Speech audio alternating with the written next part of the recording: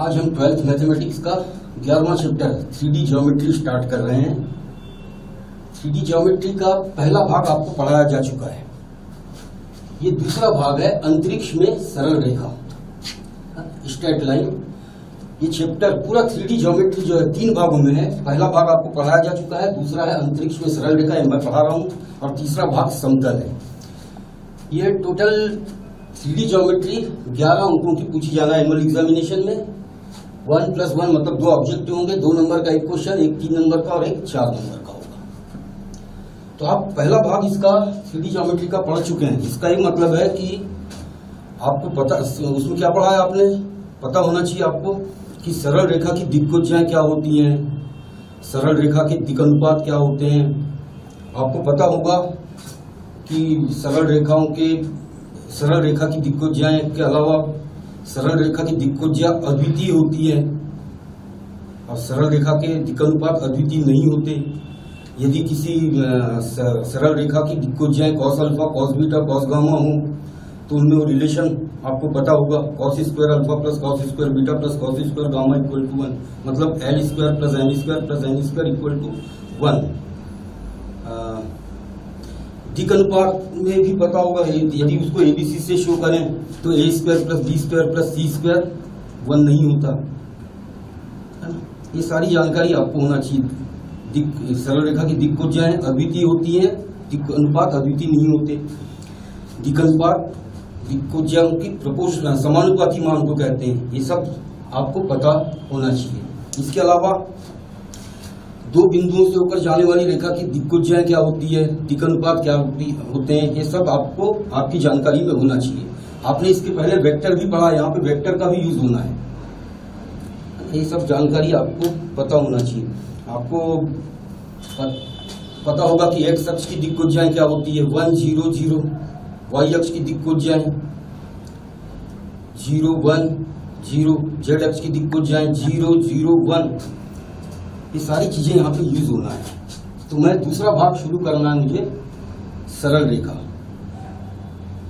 सरल रेखा की परिभाषा कैसी दी जा सकती है? बहुत सी परिभाषाएं हैं, लेकिन मुझे जो अच्छी लगती है वो ये कि 2 बिंदुओं के बीच मिनिमम डिस्टेंस कवर करने वाली लाइन सरल रेखा कहलाती है। ये अच्छी डेफिनेशन है। सरल रेखा के निर्धारण की बात करते हैं हम। सरल रेखा का निर्धारण 2 प्रकार से हो सकता है। कैसे? हमको एक बिंदु पता हो सरल रेखा पर और ये पता हो कि एक निश्चित दिशा में जा रही है, और दूसरा रेखा पर 2 बिंदु मालूम हो। इसका ही मतलब हुआ कि सरल रेखा अद्वितीयतः निर्धारित होगी यदि उस पर एक बिंदु दिया हो और एक दिशा जिसकी ओर वो जा रही है, या फिर रेखा पर 2 बिंदु दिए गए हैं। इस जानकारी आपको होना चाहिए।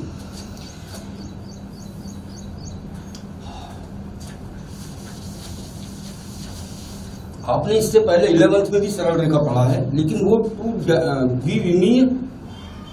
2D ज्योमेट्री में पढ़ा है आपने। उसमें क्या होता था कि सरल रेखा के बिंदु जैसे चेंज होते हैं, आगे बढ़ते हैं, मूव करते हैं, तो उससे एक्स निर्देशांक प्रभावित होता था, वाई निर्देशांक प्रभावित होता था, जेड निर्देशांक उसका प्रभावित नहीं होता था। वो 2D सिस्टम में पढ़ा है आपने सरल रेखा। उसमें बिंदु के निर्देशांक कैसे होते थे, एक्स वाई टाइप के, 2 5 -6 3 इस टाइप के होते थे। ये हम सरल रेखा पढ़ रहे हैं अंतरिक्ष में। अंतरिक्ष में होगी सरल रेखा का मतलब ये कि 3D ज्योमेट्री में पढ़ रहे हैं। यहाँ पर सरल रेखा का पर कोई बिंदु मूव कर रहा है यदि, तो एक्स निर्देशांक भी प्रभावित होगा, एक्स निर्देशांक भी प्रभावित होगा, वाई निर्देशांक भी प्रभावित होगा और जेड निर्देशांक भी उसका प्रभावित होगा। हम सुविधा के दृष्टिकोण से इस रूम में इसको एक्स अक्ष मान सकते हैं। ये जो कोना है ये मूल बिंदु हो गया, ये वाई अक्ष हो गया और ये जेड अक्ष। ये एज्यूम करना होगा आपको ताकि हम किसी एग्जाम्पल को आप अच्छी तरह से समझ सकें। फिर से बोल रहा हूं, ये एक्स अक्ष, ये मूल बिंदु, ये वाई अक्ष और ये जेड अक्ष। आपकी जानकारी में होना चाहिए कि यदि किसी अंतरिक्ष में यदि किसी बिंदु के निर्देशांक एक्स वाई जेड है, इसका क्या मतलब है? इसका मतलब है कि उस बिंदु से एक्स अक्ष पर, मान लो ये बिंदु है, एक्स वाई जेड है इसके निर्देशांक। इसका मतलब है कि यहाँ से एक्स अक्ष पर लंब डाला गया है और लंब के फुट से मूल बिंदु की दूरी एक्स है। ये मान लो एक्स वाई जेड है, इसका मतलब है कि यहाँ से एक्स अक्ष पर लंब डाला गया है और लंब के फुट से मूल बिंदु की दूरी एक्स है। वैसी यहां से y अक्ष पर लंब डाला गया है और उसके फुट से मूल बिंदु की दूरी y है, ऐसी ये और ये z है।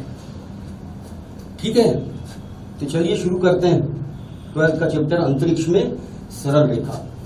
पहली प्रॉपर्टी इसकी बता रहा हूं मैं। सरल, यहां पर मैं बता चुका हूं कि सरल रेखा को हम का सदिश समीकरण भी पढ़ेंगे और कार्तीय समीकरण भी पढ़ेंगे, तो आपको वेक्टर की जानकारी होना चाहिए। यदि आपको कुछ कंफ्यूजन हो तो इसके पहले का जो 3D ज्योमेट्री का पहला भाग आपको पढ़ाया जा चुका है, वेक्टर पढ़ाया जा चुका है, इसके पहले की वीडियो आप देख सकते हैं। तो शुरू करें।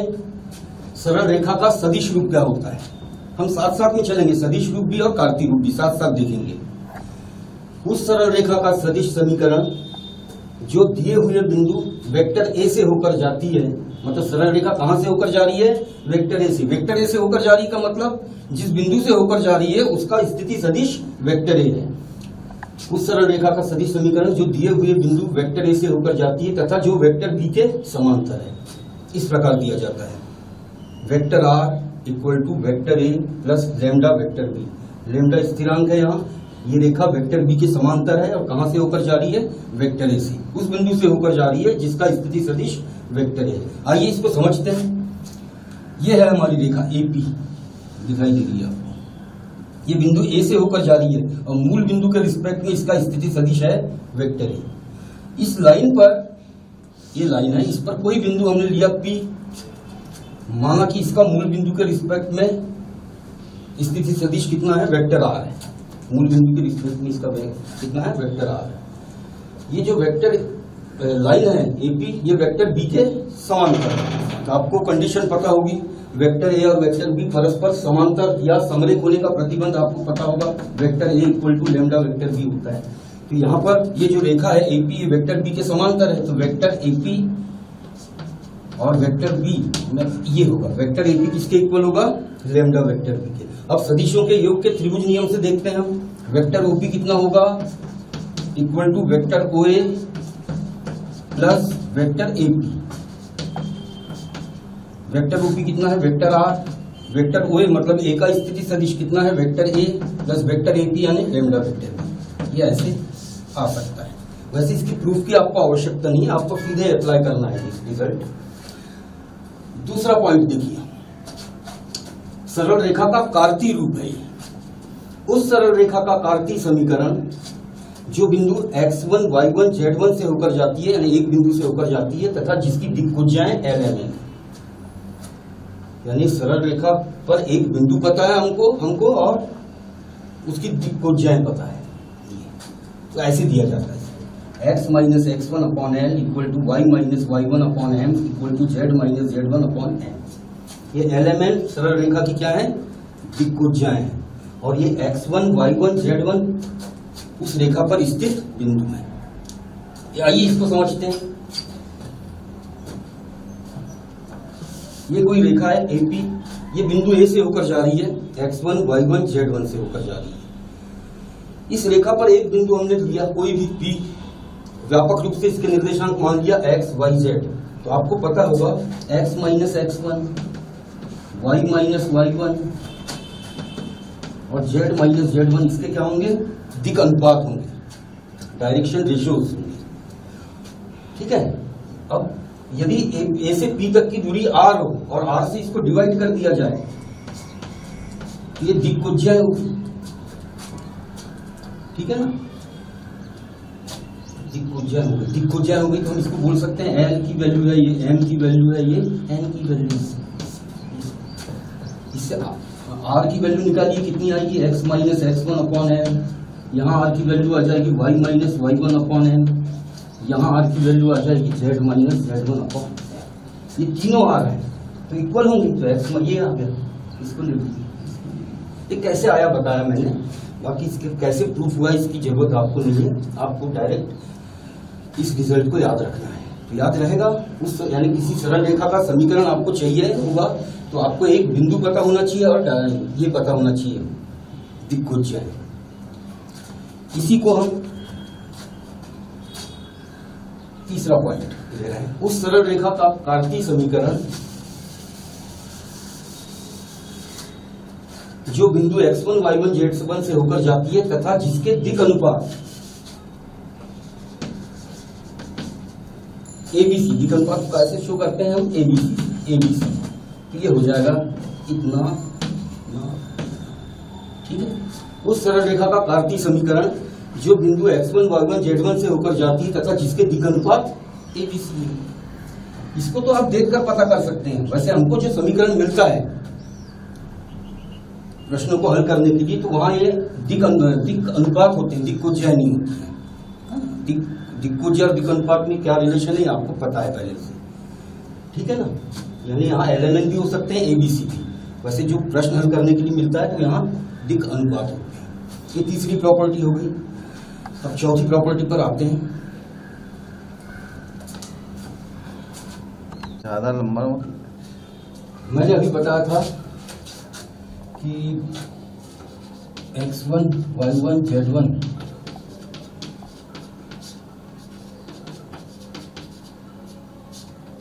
या ये ABC या LMN होते हैं ना। अब यदि इससे हमको x अक्ष का समीकरण बनाना हो तो x अक्ष कहां से होकर जाता है, मूल बिंदु से होकर जाता है। तो x1 y1 z1 की वैल्यू क्या हो जाएगी, 0, y माइनस 0 z माइनस 0। और x अक्ष के दिक्कोज्या क्या होती है, 1 0 1 0 ये आ गया। इसी को आप x माइनस 0 है तो x लिख सकते हैं, y माइनस 0 है तो y, z माइनस 0 है तो z।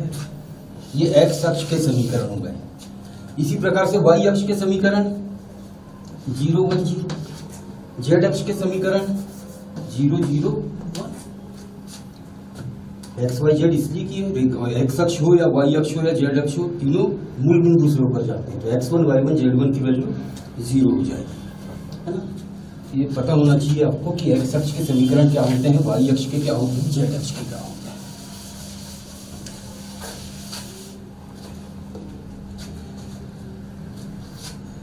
फोर्थ पॉइंट, 1 2 3 जब भी हो गए। फोर्थ,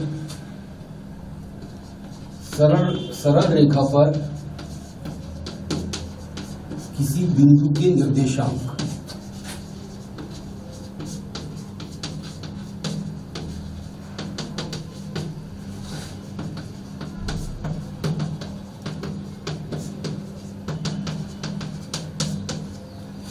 यदि हमको ये सरल रेखा है और ये समतल को प्रतिच्छेद कर रही है, कितने बिंदु पर प्रतिच्छेद करेगी, सिर्फ एक बिंदु पर। मान लिया जाए वो बिंदु कौन सा है, M। ये सरल रेखा का समीकरण है। तो हमको आवश्यकता है सरल रेखा पर किसी बिंदु के निर्देशांक लेने की। कहीं भी हो बिंदु, यहाँ हो यहाँ हो यहाँ हो, कहीं भी हो, व्यापक रूप से जिसकी आवश्यकता के हिसाब से। जैसे यहाँ फिगर बनाया मैंने, जहाँ आवश्यकता n की है, होगी आने वाले प्रश्नों में, तो हम सरल रेखा पर किसी भी बिंदु के निर्देशांक मान सकते हैं। कैसे, इसको r के इक्वल मान लीजिए आप, क्योंकि क्या हो जाएगा, x की वैल्यू आ जाएगी LR प्लस x1, y की आ जाएगी MR प्लस y1, z की होगी NR प्लस z1। तो ये जो बिंदु है LR plus x1, MR plus y1 और NR प्लस z1, इसको व्यापक रूप से हम सरल रेखा पर किसी भी बिंदु के निर्देशांक मान सकते हैं। जैसे यहाँ n की आवश्यकता है तो हम इन निर्देशांकों को ऐसे मान सकते हैं। उसके लिए मैंने तरीका बताया, इसको r के इक्वल लेना होगा आपको।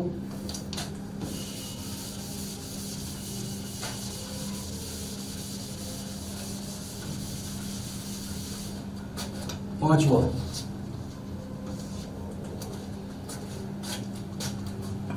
सरल रेखा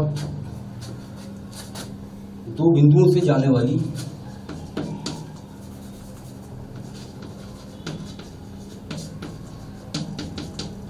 से होकर जाने वाली सरल रेखा की बात कर रहे हैं, का सदिश बताते हैं।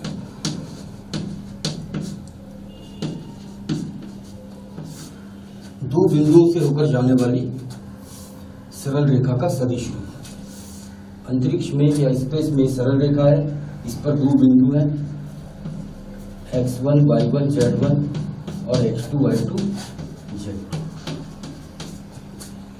इससे होकर जाने वाली सरल रेखा का सदिश रूप। अच्छा, सदिश रूप है 5वां पॉइंट। उस रेखा का सदिश समीकरण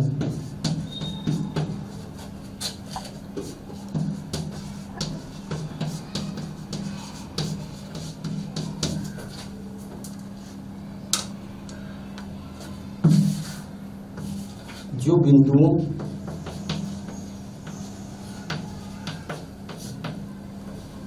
वेक्टर ए और वेक्टर बी से होकर जाती है,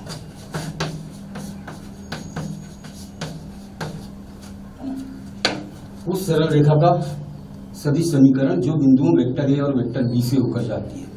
इसका यह मतलब है कि उन दो बिंदुओं से होकर जाती है जिनके स्थिति सदिश वेक्टर ए और वेक्टर बी है। ये मतलब है इसका सदिश समीकरण है vector r equal to vector a plus lambda vector b minus vector a. इसको जब भी मैंने जो पहला सदिश रूप सिद्ध किया था सदिश समीकरण को, इसी प्रकार से इसको भी सिद्ध आसानी से किया जा सकता है। प्रश्न में हमको दो बिंदुओं की स्थिति देगा, स्थिति सदिश देगा, वेक्टर ए और वेक्टर बी यहां पुट करेंगे और रेखा का सदिश समीकरण निकाल लेंगे। ठीक है। छठवां,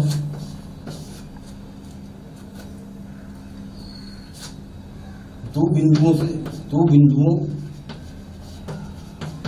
x1 y1 z1 व x2 y2 z2 से होकर जाने वाली, ये मैं प्रॉपर्टी आपको बता रहा हूं, इसको आपको नोट कर लेना चाहिए क्योंकि आने वाले प्रश्नों में इन्हीं समीकरणों का उपयोग होगा, इन्हीं सूत्रों का उपयोग होगा। ठीक है ना। दो बिंदु x1 y1 z1 व x2 y2 z2 से होकर जाने वाली सरल रेखा का कार्तीय समीकरण की बात करते हैं। कार्तीय समीकरण क्या होगा? ये कोई रेखा है, दो बिंदु है x1 y1 z1 और x2 y2 z2। हमको मालूम है, अभी देखा हमने सरल रेखा का कार्तीय समीकरण कैसा होता है, x minus x1 upon l या ABC, y minus y1 z minus z1 upon ABC। इसी से हम बनाएंगे इसको, दो बिंदुओं x1 y1 z1 और x2 y2 z2 से होकर जाने वाली रेखा का कार्तीय समीकरण। तो ये रेखा जो है x1 y1 z1 से होकर जा रही है, तो हम लिखेंगे x minus x1 y minus y1 z minus z1। रटने की कोई जरूरत नहीं है इसमें आपको। और ये क्या है, दिक् अनुपात नीचे, तो दिक् अनुपात दो बिंदुओं से होकर जाने वाली रेखा की दिक् अनुपात अब तो हमको मालूम है कैसे होते हैं, x2 minus x1 y2 minus y1 और z2 माइनस z।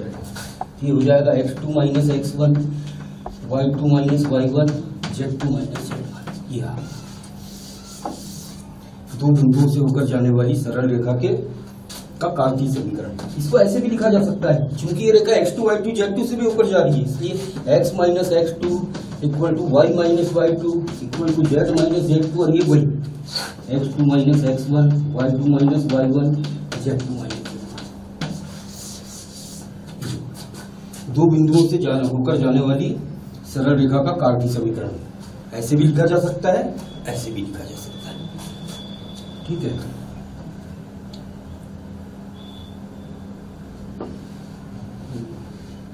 ठीक, आगे बढ़ते हैं।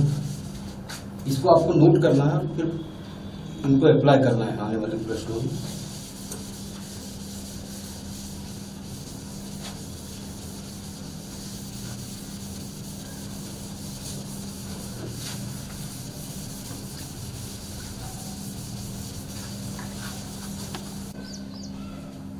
ये प्रश्न देखिए, मूल बिंदु से होकर जाने वाली तथा x अक्ष के समांतर रेखा का समीकरण ज्ञात कीजिए।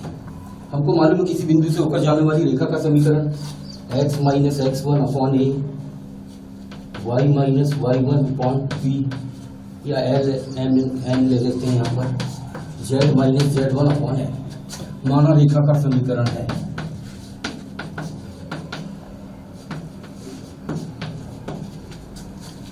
अब ये रेखा किस बिंदु से होकर जाती है, मूल बिंदु से, तो x1 y1 z1 की वैल्यू कितनी हुई,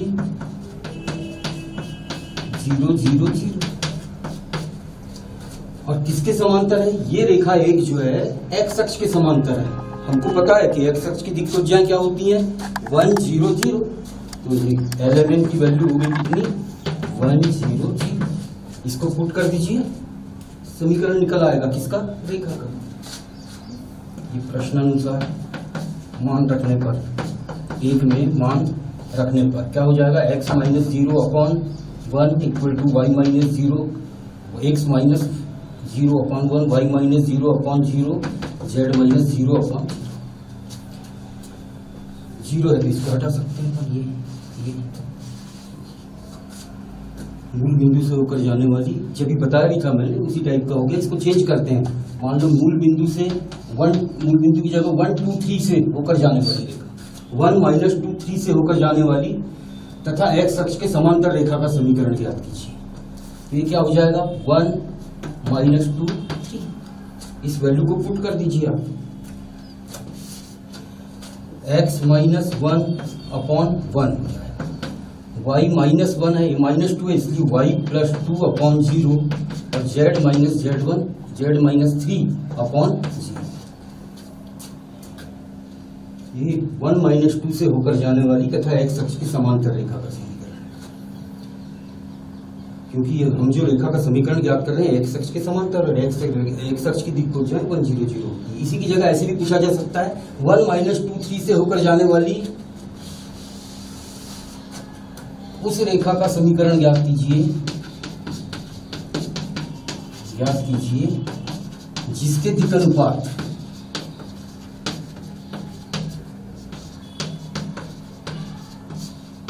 ले लेते हैं 2 3 4। तो दिक्अनुपात है, इसलिए इसको ABC ले लेना चाहिए। माना रेखा का समीकरण है इतना।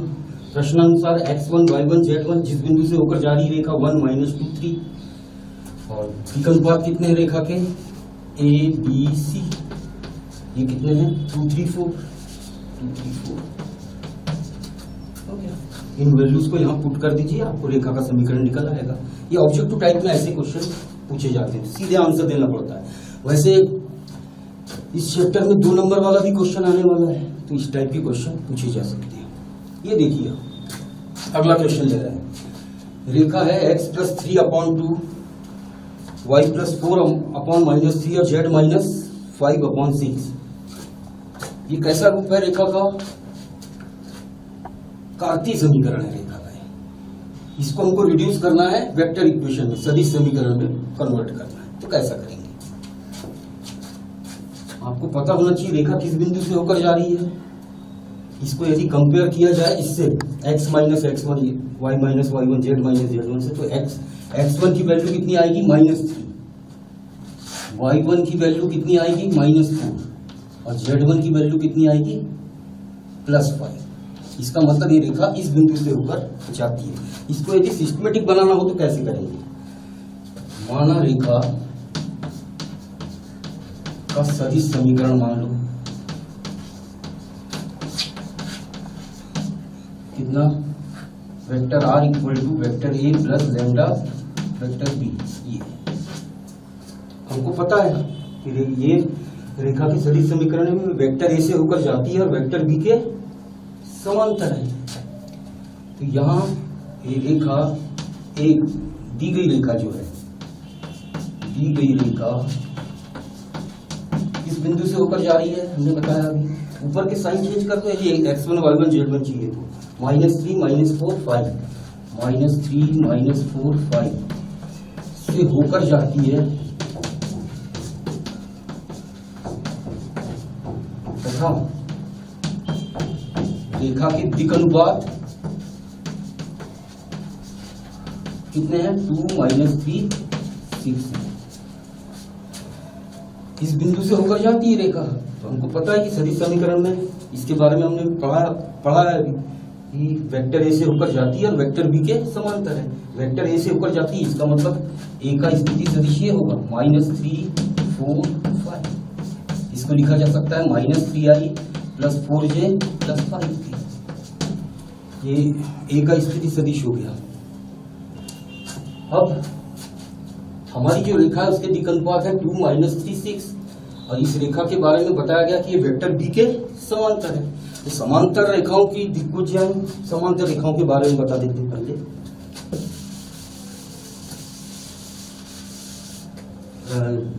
पहले भाग में आपने पढ़ा है यदि दो रेखाएं समांतर हो और इसकी दिक्कोज्यायन LMN हो तो इसकी भी दिक्कोज्यायन LMN होती है, मतलब दो रेखाओं की दिक्कोज्यायन अद्वितीय होती है।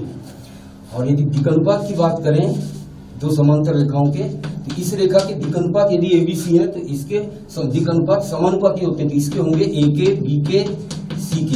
लेकिन समानुपाती रूप से आप ABC भी ले सकते हैं, ये पता होना चाहिए आपको। पहले भाग में आपने ये सब पढ़ लिया है, ठीक है। तो यहाँ वेक्टर B कितना होगा, दी गई रेखा के दिक्कनुपात है 2 - 3 6, 2 - 3 6 है। और ये जो समीकरण लिए यहाँ पर ये रेखा जो है वेक्टर बी के समांतर है, तो आप वेक्टर बी की भी वैल्यू कितनी हो जाएगी 2i - 3j + 6k, मतलब यहाँ i 2 - 3 6k, ठीक है ना। वेक्टर एक हुई क्या हो गया -3i + 4j + 5k, और वेक्टर बी होगा 2i - 3j + 6k। इन वैल्यू को यदि यहाँ रख दिया जाए तो हमको रेखा का एक में मान रखने पर वेक्टर r = वेक्टर a मतलब कितना -3i + 4j + 5k + lambda × 2i - 3j + 6k। ये सरल रेखा का सदिश रूप हो गया। ये कार्तीय रूप, इसको रिड्यूस किया हमने काय में सदिश समीकरण, यानी कार्तीय समीकरण को रेखा के सदिश समीकरण में लिखने का एक तरीका होना चाहिए। वैसे कभी कभी 2 नंबर का आया तो ऐसे बना सकते हैं अपन, रेखा का समीकरण है, रेखा इससे होकर जाती है, रेखा के दिक्कनुपात इतने हैं, तो वेक्टर ए की वैल्यू ये हो जाएगी -3i - 4j + 5k, और वेक्टर बी की 2i - 3j + 6k। वैसे कई प्रश्नों में हमको डायरेक्ट लिखना पड़ता है, कार्तीय समीकरण दिया होता है और क्या लिखना पड़ता है सदिश समीकरण, तो आप डायरेक्ट ऐसे याद रखिए इसको कि ऊपर के साइन चेंज करना है और नीचे के नहीं करना, डायरेक्ट पे यदि यूज करना है तो कैसे, वेक्टर r = साइन चेंज करिए -3i - 4j + 5k + लैम्डा × नीचे के वही साइन के साथ 2i - 3j + 6k। याद रखने के लिए ठीक है। कई प्रश्न ऐसे होते हैं जहां कार्तीय समीकरण को तुरंत सदिश समीकरण में चेंज करना होता है, तो ऐसे किया जाता है। और यदि 2-3 नंबर का क्वेश्चन आ गया तो मैंने अभी बताया इस प्रकार से कर सकते हैं। आगे बढ़ते हैं।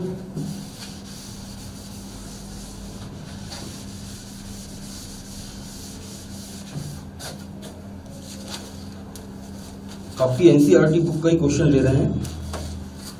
बिंदु 5 to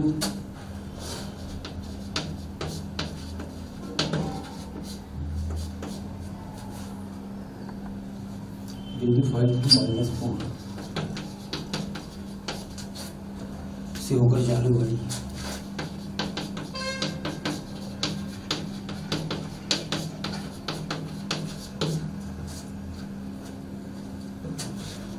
सदिश i + 2j - 8k के समांतर रेखा का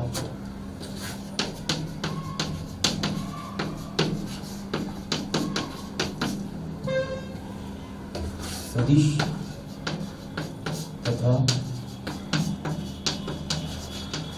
कार्तीय समीकरण ज्ञात कीजिए। देखिए यहाँ सदिश समीकरण भी ज्ञात करना है और कार्तीय समीकरण भी ज्ञात करना है। सदिश समीकरण पहले ज्ञात कर लेते हैं, इसको रिड्यूस कर देंगे काय में कार्तीय में। अलग अलग करने की जरूरत नहीं कि सूत्र लगाकर सदिश समीकरण ज्ञात कर रहे हैं फिर सूत्र लगाकर कार्तीय समीकरण ज्ञात कर रहे हैं, ऐसा नहीं करना है आपको। सदिश समीकरण पहले बोला है, सदिश समीकरण निकाल दीजिए, उसके बाद उसी को रिड्यूस कीजिए काय में कार्तीय समीकरण। मैंने अभी कार्तीय से सदिश रूप में कन्वर्जन बताया, अभी इस क्वेश्चन के माध्यम से बताऊंगा सदिश को कार्तीय में कैसे बदलते हैं। देखिए अच्छा इंपॉर्टेंट क्वेश्चन है, ऐसे क्वेश्चन आते हैं।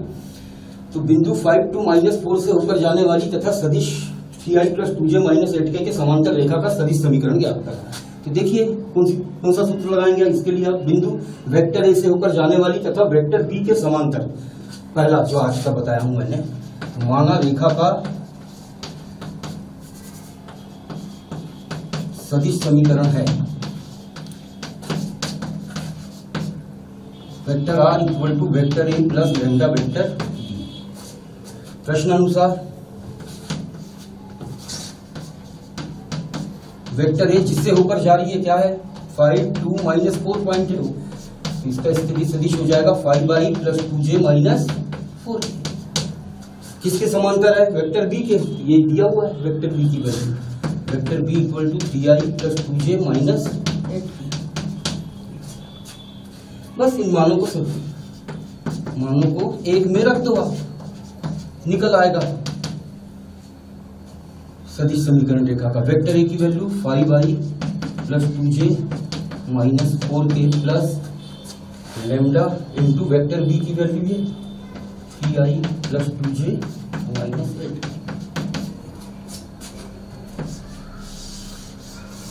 जो रेखा का सदिश समीकरण है। ठीक है ना। ऐसे प्रश्न एग्जामिनेशन में आते हैं। तो ये हो गया वेक्टर ए से होकर जा रही है वेक्टर बी से, ये फार्मूला लगाइए आप। ये वेक्टर ए की वैल्यू हो गई, ये वेक्टर बी की हो गई, इनको पुट करिए, सदिश समीकरण निकल आएगा। अब ज्ञात करना है क्या कार्तीय समीकरण। तो कार्तीय समीकरण का अलग से फार्मूला लगाकर करने की कोई जरूरत नहीं है, आपको इसको कन्वर्ट कर देना चाहिए काय में, कार्तीय रूप में। चलिए कार्तीय रूप की बात करते हैं। जब ही मैंने सदिश समीकरण को कार्तीय समीकरण में चेंज करना बताया, इस प्रश्न के माध्यम से मैं कार्तीय सदिश समीकरण को कार्तीय समीकरण में चेंज करना बताऊंगा। तो आपने वेक्टर में पढ़ा है कि स्पेस में कोई पॉइंट हो P जिसके निर्देशांक x y z हो और ये O बिंदु हो, मूल बिंदु। इसको यदि वेक्टर r से व्यक्त करें तो ये क्या हो जाएगा, इसको कैसे लिखते हैं xi plus yj plus zk। वही यहाँ पे करना है आपको, वेक्टर r की जगह पे xi plus yj plus zk मानना है। चलिए मानते हैं vector r equal to xi plus yj plus zk समीकरण 2 में रखने का।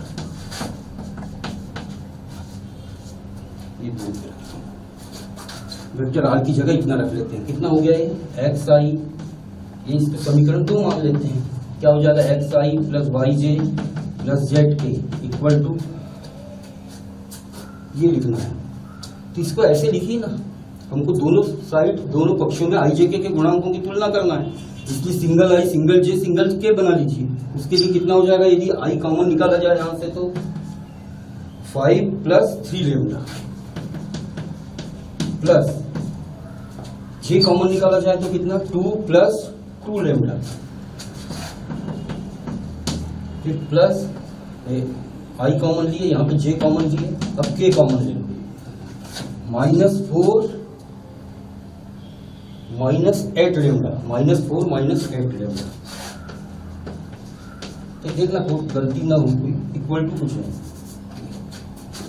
देख लेते हैं फिर से 5 plus 3 lambda right, 2 plus 2 lambda right, -4 -8 lambda सही है। अब दोनों पक्षों में ijk के गुणांक की तुलना करते हैं। दोनों पक्षों में ijk के गुणांकों की तुलना करते हैं। क्या मिलेगा तुलना करने से, यहाँ i का कोफिशिएंट कितना है x इक्वल टू यहाँ 5 प्लस 3 लैम्डा, यहाँ j का कोफिशिएंट y, यहाँ j का कोफिशिएंट 2 प्लस 2 लैम्डा, यहाँ k का कोफिशिएंट z, वहाँ k का कोफिशिएंट -4 -8 लैम्डा। तो देखिए लैम्डा कितना आएगा, तो 3 लैम्डा पहले निकालिएगा, कितना आएगा x माइनस 5, तो लैम्डा हो जाएगा x माइनस 5/3। यहाँ पे लैम्डा निकालना हो तो 2 lambda equal to y minus 2, तो lambda equal to y minus 2/2। यहाँ की बात कर लेते हैं, 8 लैम्डा इक्वल टू हो जाएगा -4 minus z, 8 lambda equal to -4 minus z, तो 8 lambda equal to minus common लेने पर हो जाएगा z प्लस 4, तो lambda equal to -z plus 4/8, तो lambda equal to z plus 4 upon -8। ऐसा इसलिए कर रहा हूं मैं क्योंकि हमको अब कार्तीय समीकरण बनाना है, तो x माइनस x1 आना है ऊपर, y minus y1, z minus z1 ये ऊपर रहते हैं। तो यहाँ ध्यान देने योग्य बात है कि x y z का कोफिशिएंट 1 होता है, और है ना, और x minus x1, y minus y1, z minus z1 की टर्म में ही लिखा जाना है।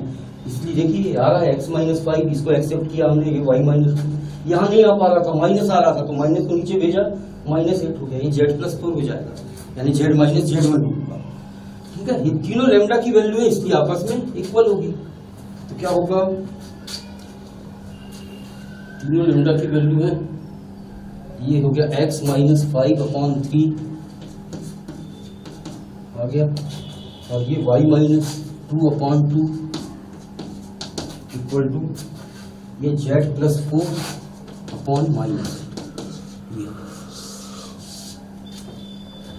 इसको नाम दे देना चाहिए। समीकरण कितना है, तीसरा, ये कौन सा है, चौथा, और ये कौन सा है, पांचवा। कैसे, तो समीकरण 3, 4 और 5 से, 3, 4, 5 से ये आ गया। ये कौन सा समीकरण हो गया, रेखा का कार्तीय समीकरण, ये सदिश समीकरण और ये कार्तीय समीकरण। तो इस प्रश्न के माध्यम से आपने सीखा किसी सदिश समीकरण को कार्तीय रूप में कैसे चेंज करते हैं। यहाँ ध्यान देना भाई, ऊपर कैसा फिगर आना चाहिए, x माइनस समथिंग या x प्लस समथिंग, इधर y माइनस y1 का रूप का, इधर z माइनस z1 के रूप का, इसलिए मैंने माइनस को नीचे भेज दिया। दिक अनुपात तभी डिसाइड होंगे जब ऊपर ये x minus x1, y minus y1, z minus z1 ये रूप हो, तब ये दिक अनुपात कहलाएंगे। ठीक है, इसी क्वेश्चन में वो ऐसे पूछ सकता है इसको, यानी बिंदु का स्थिति सदिश IJK के फॉर्म में भी दे सकता है वो। उस सरल रेखा का समीकरण ज्ञात कीजिए जो बिंदु 5i plus 2j minus 4k से होकर जाती है तथा इस सदिश के समांतर। तो ठीक है, जैसा 5 2 माइनस 4 लिखे थे ऐसा ही यहाँ डायरेक्ट लिख देंगे 5i plus 2j minus 4k। इस प्रकार के क्वेश्चन पूछा जाता है, मतलब ये 5 2 माइनस 4 भी बोल सकता है इसको, और इसको 5i plus 2j minus 4k भी दे सकता है। ठीक है, अगला क्वेश्चन लेते हैं।